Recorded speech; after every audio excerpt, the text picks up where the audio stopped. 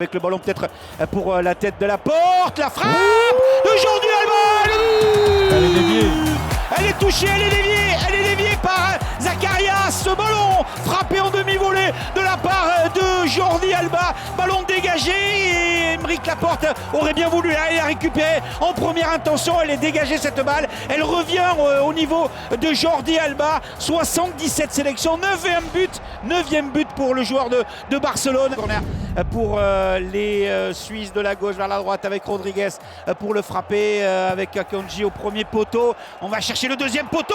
Zakaria, je la voyais au fond. Je la voyais au fond, la tête de Zakaria, elle passe à quelques centimètres à droite du but de Sommer. Elle passe pas loin du tout avec le rebond. Elle est touchée par personne.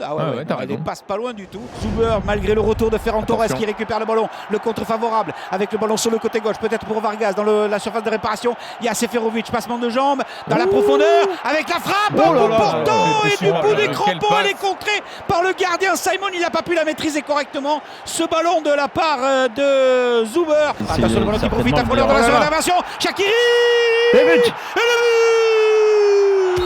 L'égalisation de la Suisse à la 68e minute sur un ballon mal négocié par la défense. Pau Torres, le gros travail de Froleur qui récupère le ballon dans la surface de réparation et qui offre cette balle de but à Shaqiri. C'est tout simplement son 3e but depuis le début de l'Euro. Ouais,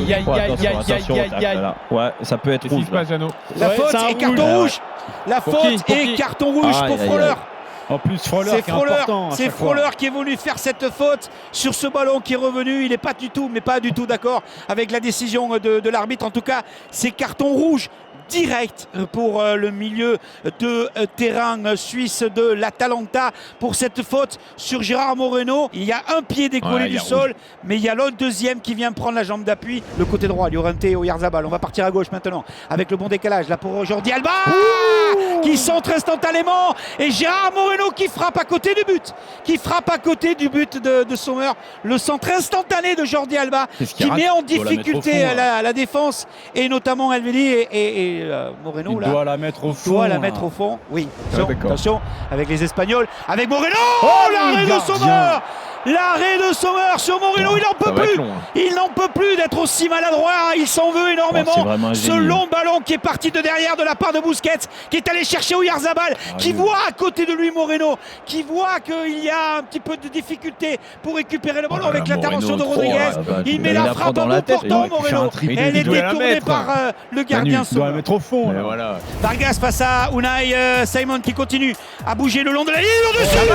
Au-dessus. Et ça marche. Ça marche effectivement, ça marche au-dessus pour Vargas. Oyarzabal face à Sommer, c'est au fond et l'Espagne est qualifiée pour les demi-finales de l'Euro 2020 en se qualifiant 3-1 dans la séance de tir au but face à la Suisse.